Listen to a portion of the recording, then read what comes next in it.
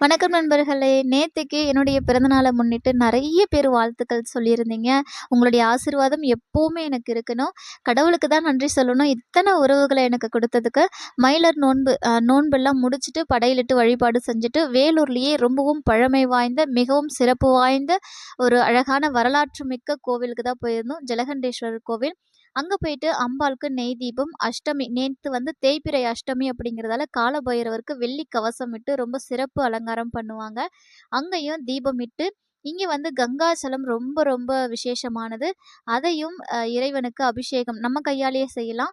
அபிஷேகம் முடிச்சுட்டு நவக்கிரக வழிபாடு செஞ்சுட்டு ரொம்ப திருப்தியா வந்தோம். வரும்போது டின்னரையும் முடிச்சுட்டு அப்படியே வீட்டுக்கு கிளம்பியாச்சு. லாங் வீடியோ நாளைக்கு போஸ்ட் பண்றேன். இன்னைக்கு டைம் இல்லாத காரணத்தினால வீடியோ போஸ்ட் பண்ண முடியல. மயிலர் நோன்பு பத்தி டீட்டெயில் வீடியோ கேட்டிருக்கீங்க. ரொம்ப டிஃப்ரெண்ட்டான நோன்பா இருக்கே எப்படின்னு சொல்லி கேட்டிருக்கீங்க. கண்டிப்பா நாளைக்கு லாங் வீடியோல ஷேர் பண்றேன். பாய்.